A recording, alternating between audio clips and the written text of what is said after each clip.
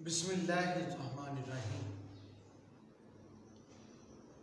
Previous जो हमारा topic चल रहा है वो है बायोलॉजिकल स्टेप्स, जिसमें हमारे पास बायोलॉजिकल प्रॉब्लम को हल करने के लिहाज से उसी को हम आज कंटिन्यू कर रहे हैं। तो इसका जो एक्सपेरिमेंटेशन है नेक्स्ट हेडिंग नंबर 5 पर, तो हमने कहा था कि जो बायोलॉजिकल स्टेप्स हैं ये 7 स्टेप्स पर मुश्तमिल है जो बायोलॉजिकल मेथड है।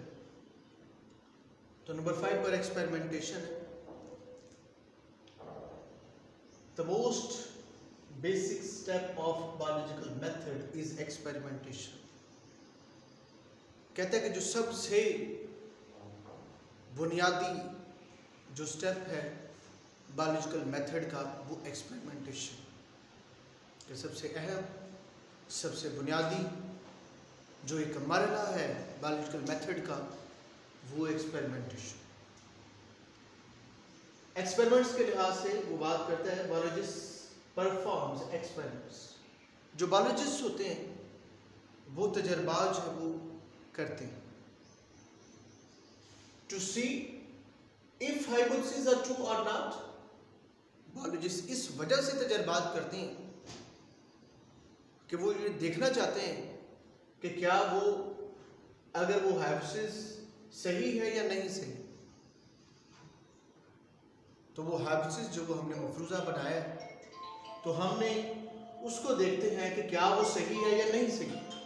नेक्स्ट जब अगर हम बात करें हाइपोथेसिस के बाद तो हम उसमें क्या करते हैं deductions, to draw deductions.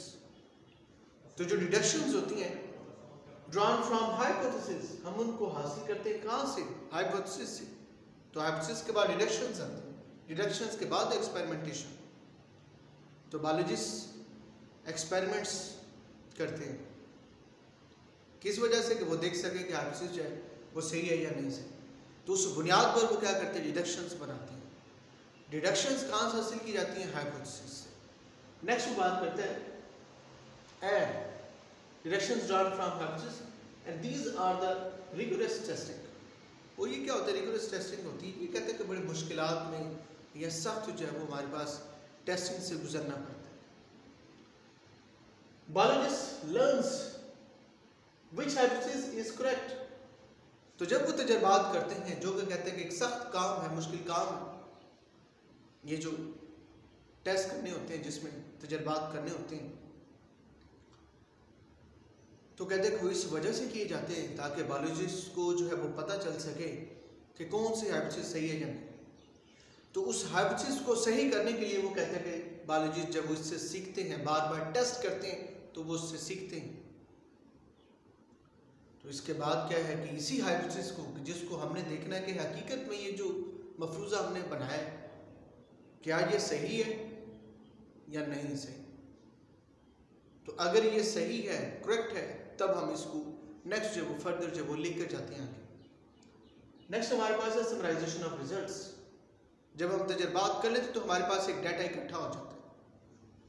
Biologist gathers actual quantitative data. तो जब हम तजर्बात कर लेते हैं, बार बार टेस्ट कर लेते हैं, तो हमारे पास उन टेस्टों की बुनियाद पर एक डाटा इकट्ठा होता है, मवाद इकट्ठा होता है। तो कहते हैं बायोलॉजिस्ट जो है वो इकट्ठा करते हैं। हकीकी मायनों में जो डाटा इकट्ठा होता है वो क्वांटिटेटिव सूरत में, क्वांटिटेटिव जिसमें नंबर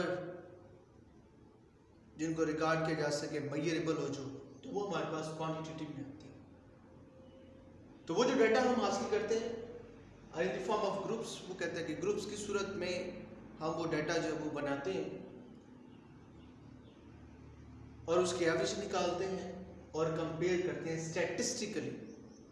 एवरेज निकालते हैं और उसका मुआवजा करते हैं स्टैटिस्टिकली। अगर हम देखें स्टैटिस्टिकली तो हम इसमें क्या करते हैं स्टैटिस्टिकल एनालिसिस। तो वो जो डाटा हमारे पास होता है ड्रॉ कंक्लूजन्स, हम उसका हतमी नताइज हासिल करने के लिए, तो वो जो आखिरी नताइज हमारे पास उसके फाइनल रिजल्ट हासिल करने के लिए हम क्या करते हैं, वो कहते हैं कि हम बायोलॉजी जब वो यूज़ करते हैं स्टैटिस्टिकल एनालिसिस को। जो स्टैटिस्टिक्स है उनके टेक्निक्स को, टूल्स को अप्लाई करते हैं बायोलॉजी के ऊपर। नेक्स्ट जो हमारे पास है रिपोर्टिंग द रिजल्ट्स, कि जब हमने ये रिजल्ट्स हासिल कर लिए, मवाद हासिल कर लिए, फाइनल रिजल्ट्स बना लिए, तो फिर क्या करना है? रिपोर्टिंग द रिजल्ट्स, हमने उन नताइज को शाये करना है।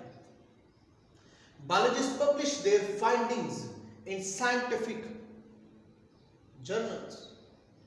तो बायोलॉजिस्ट जो उन्होंने अपने चीज़ें हासिल की हैं, फाइंडिंग्स की हैं, जो नताइज हासिल किए, उन्होंने बनाए, देखे हैं, जो उनको चीज़ें मिली हैं, वो कहते हैं, वो क्या करते हैं? In scientific journals, publish in scientific journals.